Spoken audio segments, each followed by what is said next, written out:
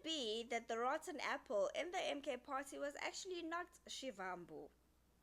Could it be that it was Untabuno Ndlela? Could it be that it was Ututuzile Zuma? Let's talk about it. So there's been letters that have been leaked, okay? They're written by Dr. Hlophe, addressing them to certain people in the party, the spokesperson of the MK party, Tlamulo Ndlela, Tutuzile as well, Zuma. And, for the mere fact that he, as the vice president, do they call it deputy president, is writing letters to the presidents of the MK party is very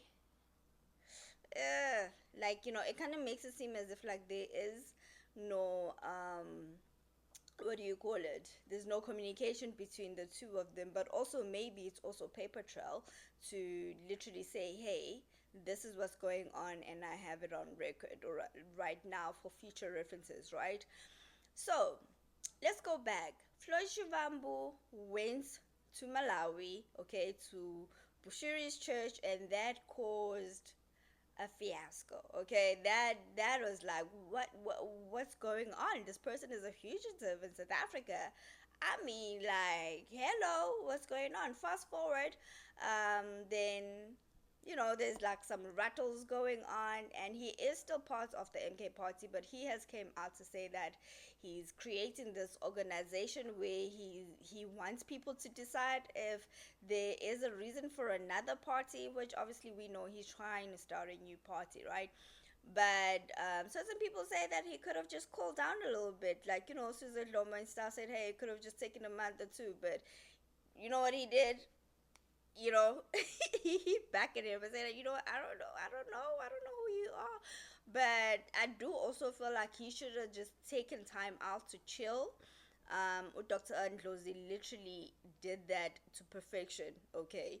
And so then he started going on interviews, right? Which first calmly he was like, no, I'm not gonna say anything bad. And then when he gets pushed in the corner, then he was like, he starts going off, like that's when you see emotional intelligence coming into play here, and it's kind of like, you said you're not going to say anything bad, but now you're going as far to say there's people taking certain substances in the party and staying up late to insult you and stuff like that, or say certain things on Twitter.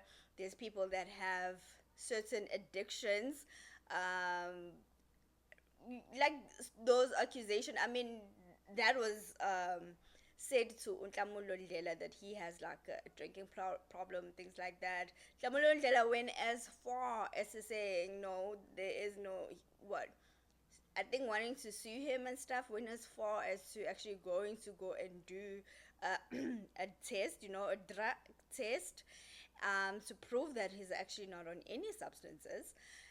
And a lot has happened in the MK party. Oh my god.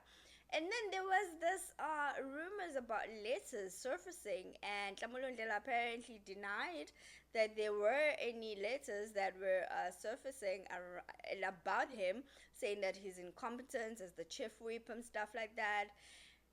And then recently, okay, Dr. Hlophe came out and to say, firstly, those letters assumingly were written by Dr. Hlophe addressing to Nhlamulo Ndlela, and also one that was addressed to Duduzile Zuma, talking about their behaviors, right? How their behaviors were unprofessional and stuff, and Nhlamulo Ndlela to be removed as the whip of the party and stuff like that. And Nhlamulo Ndlela, at some extent, when questioned about it, said no, there's nothing like that. Recently, Dr. Hlophe did like a press, okay, a statement or release, whatever you call it, press conference, and he said, yeah, admitted to it, said, yes, I did write those letters, and that is what it was. And accountability needs to be taken, and we're looking to kind of, I don't know, take this MK party to whatever. But there's a lot of things happening in the MK party. Like, I mean, and it's so sad because it gained so many votes, especially in KZN. I also was a little bit hopeful about it. I'm not gonna lie, okay? I was like, if I was going to vote, I was gonna vote for the MK party. But now it's kind of like, okay. And that guy, Kambe, who, the one that, I forgot his name, Kumalo, the one that said that he was the originator of the party, and Zuma came and took it from him. And like he did interviews about that. Okay, he used to go on to like, there's a certain podcast that normally interviewed him. I forgot the name, and he even went as far as to go into court and stuff like that. But there's a whole lot of dysfunctional things happening in the MK party, and it's kind of also coming into play that it looks like it's a, I don't know, it wants to be a family run business at the same time, a protection of certain people at the same time. So I guess even also the people that left the ANC, that left EFF for the MK party, are probably sitting there and saying, ugh. So could it be that Ushivambu was not the rotten apple after all? I don't know. You let me know what you'll think.